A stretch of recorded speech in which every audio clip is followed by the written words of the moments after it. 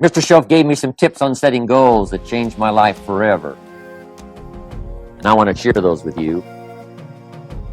So let's talk about setting goals, and I also want to tie it to personal development, and you'll see how I'm going to do it as I progress here. Setting goals. We need to take a look into the future. There are 4 things to consider in terms of attitude. One is how you feel about the past. Best advice I can give you on that is treat the past as a school. Let it teach you the mistakes you've made, the things that went wrong, the things that didn't work. Don't use the past as a burden to carry, and don't use the past as a club to beat yourself to death. Past losses, past failures, past mistakes. But let the past be a school. Tough school maybe. We've all been through some tough stuff. So if you feel good about the past, draw from it for experience and let it teach you. Then next is how you feel about the future. We've got to have the future well designed. The future is called the promise. And here's what we teach in our leadership series. The promise of the future can be an awesome force for your own future. The promise of the future, designing the future. There's 2 ways to face the future. One is with apprehension, and the other is with anticipation. I promise you, in my travels around the world, most people face the future with apprehension. And here's why. They don't have it well designed. They've sort of left that up to someone else to fix. But here's the best way to face the future, with anticipation. And you can face the future with anticipation if the future is clear, if the future is well designed. And I would like to have you consider some thoughts with me that help me to really change my future by giving it some thought and some consideration. And here it is. In setting goals, it's very simple. Number 1, decide what you want. You just take a little time. You sit down and say, what do I want? What kind of skills do I want? What kind of income do I want for the future? What would I like? Where would I like to go? Places I'd like to visit. Habits I'd like to acquire. Skills I'd like to have. You just take a little time to think about what you want. Economics, friendships, people you'd like to meet, places you'd like to go. You just take some time. And then I suggest, when you've thought about what you want for the future, make a list. Just jot it all down. It's really a very simple process. And then here's number 3. Keep all the old lists. I'm telling you, this served me so well, keeping my old list of goals. I look back now 10, 20 years ago at goals I set, lists I made, and I smile now because here's what I thought was so important, 20 years ago. Now some of those things aren't even on my list. I've got a new list. I've grown. I've changed. I've matured. But I give you that advice. Decide what you want. Number 2, write it down. Number 3, keep the old lists. And then here's number 4.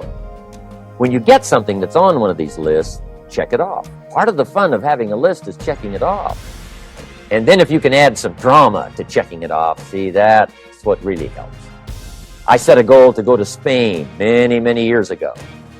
And when I finally made my first trip to Spain, I had that journal with me that had that list in it.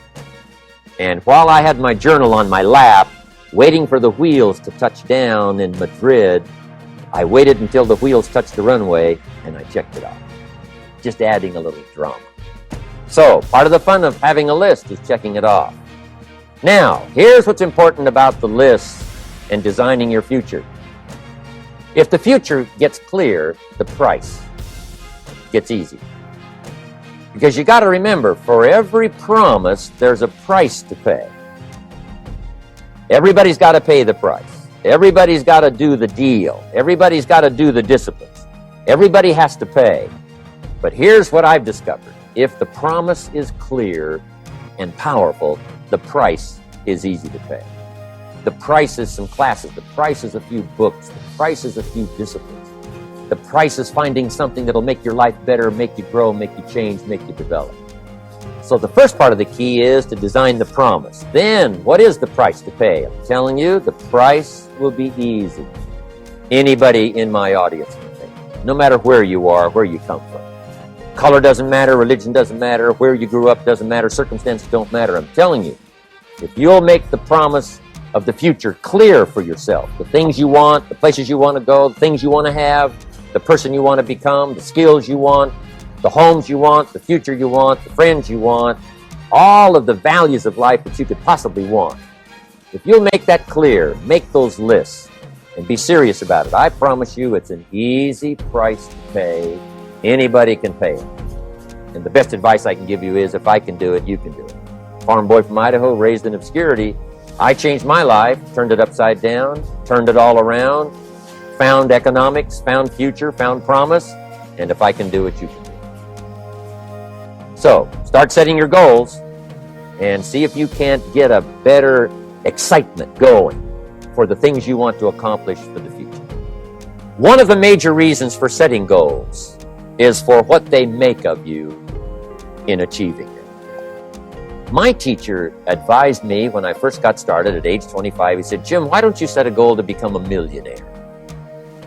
He said, "It's got a nice ring to it. You know, enough zeros to impress your accountant." And he said, "I'm here to help you. You're only 25 years old. You've been to 1 year of college. You've got a beautiful family, every reason to do it. Why don't you set a goal to become a millionaire?" And he said, "Here's why." And I thought, he doesn't need to teach me why. Wouldn't it be nice to have $1 million? He said, "No, then you'll miss it." He said, "Here's why. For what it will make of you to achieve it." I'm telling you, that statement changed my life. Set the kind of goals that will make something of you to achieve it. He said, "Now, once you become a millionaire, what's important is not the money." I thought, that's kind of strange teaching. He said, "Honest, it isn't important." He said, "You could just give the money away." Now, I did better than that. I lost it all. By the time I was 31, I was a millionaire. By the time I was 33, I was broke. And I'll tell you a little bit about that story later. But when I lost all my money, guess what? I found out Mr. Schoaf was right. What was valuable was not the money. What was valuable was what I became to earn the money. The skills I had, the knowledge I had about the marketplace, the values that I had going for me. They were more valuable than the money. And here's an important statement to remember. It's not what you get that makes you valuable. It's what you become. So part of the key here is to set the kind of goals that will make something of you. Don't set them too low so that you don't have to grow and you don't have to read and you don't have to try and you don't have to stretch. Don't set them too low. And then don't sell out. Don't go for something that's going to cost you your virtue or cost you your values or sell out your principles. There's a good middle road here to follow. Goals that will inspire, goals that will help you grow, change, develop, and become better than you